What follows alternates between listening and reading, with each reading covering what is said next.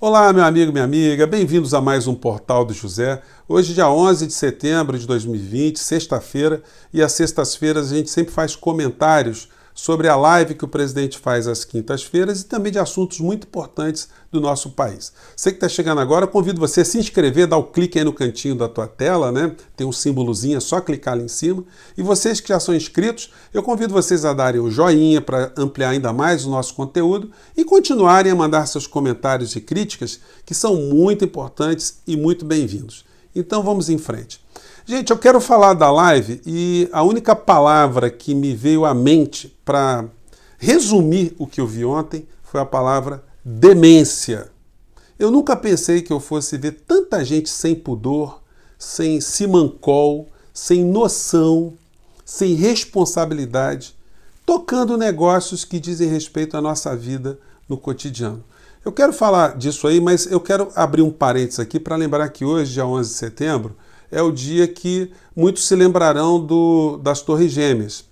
Mas tem um fato também que é muito importante na América Latina e que diz respeito ao nosso presente, que foi o golpe militar no 11 de setembro de 73 no Chile, que retirou da presidência da República um presidente democraticamente eleito, um progressista, um patriota de seu país, né, que foi Salvador Allende, que depois de ser destituído, retirado do poder, ele foi assassinado numa conspiração que teve militares entreguistas chilenos, o governo norte-americano, a agência de inteligência norte-americana e todo tipo de interesse transnacional, interesse econômico contra o povo chileno e a favor de pequenos grupos empresariais. Esse tipo de modelo político e modelo econômico, na base da tortura, da corrupção, da força, do assassinato, ele teve alguns colaboradores de outras nacionalidades. Pinochet passa a ser o ditador corrupto e sanguinário, mas ele teve o apoio de outras criaturas. A mais ilustre e que tem alguma relevância para nós é o ministro da Economia do nosso país, Paulo Guedes, que se prestou a atuar a favor dessa ditadura sanguinolenta lá no Chile. O que a gente pode esperar de alguém que resolve trabalhar para uma ditadura corrupta? Ou alguém que vai trabalhar num apartheid ou trabalhar num sistema de holocausto? Que tipo de esperanças, que algum tipo de humanidade irá surgir da cabeça de um gestor desse? Paulo Guedes está preocupado com o povo brasileiro? Paulo Guedes está reproduzindo aqui no nosso país, gente, a mesma receita que foi praticada no Chile e que destruiu a soberania chilena, destruiu direitos sociais chilenos, que fez com que as riquezas das minas do Chile fossem parar nas mãos de empresas privadas e que enriqueceu corruptos que tiveram algum tipo de participação nessa transferência da riqueza do povo chileno para esses grupos transnacionais. Tudo isso está acontecendo aqui no Brasil, de uma forma muito acelerada, com o mesmo tipo de promiscuidade de alguns segmentos, alguns esquemas. Assim como os meios de comunicação apoiaram esse tipo de transformação política e econômica no Chile, os mesmos grupos aqui no Brasil estão fazendo a mesma coisa. Porque na medida que eles não fazem críticas contundentes e responsabilizam o presidente da República naquilo que ele é responsável, eles escondem que eles estão protegendo Paulo Guedes para que ele pratique no Brasil o mesmo tipo de modelo econômico. Sobre o programa anterior, eu ainda quero fazer um comentário aqui porque tem repercutido bastante a questão do bilhão, da anistia do bilhão lá. Muitos deputados de esquerda votaram a favor dessa anistia. É uma anistia absolutamente irregular, ela fere a Constituição, fere a legislação, porque são instituições, são empresas que usam a religião como cortina de fumaça para fazerem grandes negócios econômicos. Esses grupos que são comandados por espertalhões, eles não têm ideologia. Se o governo é de esquerda, eles se acoplam ao governo de esquerda. Se é de centro, é de centro. Se o governo é corrupto, eles estão junto com o governo. Se o governo é de direita, eles vão estar sempre com o governo. E o Brasil só vai sair de muitos problemas se a gente tocar nessa questão de uma forma muito crítica.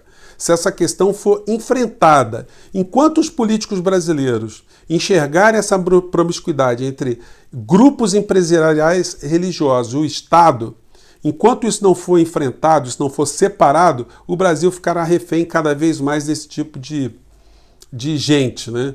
É gente que se locupleta com o estado de miséria do povo. Porque quanto mais miserável e desinformado é o povo, quanto mais o povo acha que seus problemas são responsabilidade de Deus e não dos homens que estão tocando os problemas aqui na Terra, mais o Brasil vai ficar refém desse tipo de situação. Essa foto aqui ilustra algumas coisas. O Bispo Malafaia, o Bolsonaro, tá o Toffoli de um lado e o Alcolumbre do outro. Nessa outra foto aqui, a gente vai pegar o R.R. Soares, cujo filho é deputado federal e que está defendendo mais uma vez uma anistia a seu grupo religioso e outros grupos empresariais. Aqui está o R.R. Soares com Bolsonaro, o Malafaia, outro pastor. A gente vai ver também o R.R. Soares com Lula, a gente vai ver o R.R. Soares com Cunha, a gente vai ver essa figura, esse missionário que até outro dia estava vendendo água para curar a Covid e pedindo doações pela internet. Esse homem sempre estará advogando interesses dos seus grupos econômicos, ele que é um dissidente do Bispo Macedo, junto a qualquer governo. Então, compete aos governantes que tenham altivez e responsabilidade republicana para tocar nesse assunto. Bom, isso posto aqui, vamos para o assunto da live do presidente da República. Gente, essas lives, elas são absolutamente imprestáveis, né? Elas têm uma finalidade, mas é a finalidade negativa ao presidente da República, porque ele comete vários crimes, ele quebra o decoro, ele insufla os cidadãos a praticarem atos contra a legislação, ele deseduca as pessoas. A pessoa mais consciente nessa live do presidente foi essa menina aí, que tem 10, 12 anos, tem mais juízo que essas figuras todas. Essa live do presidente me lembra a escolinha do professor Raimundo, onde leva aqueles personagens caricatos que ficam bajulando o professor para conseguirem uma notinha no final. As estrelas dessa live de ontem foram o secretário da Pesca, que todo o programa ele está sempre junto, e o sanfoneiro macabro, o presidente da Embratur. Gente, vocês imaginam o seguinte, o Brasil está perdendo, o nosso Pantanal está queimando, o presidente não falou absolutamente nada. E os meios de comunicação fazem matérias longas, mas não colocam a responsabilidade do presidente, assim como não colocam na Covid também, com relação à Covid. O presidente não falou nada da Covid também, como se não existisse esse problema.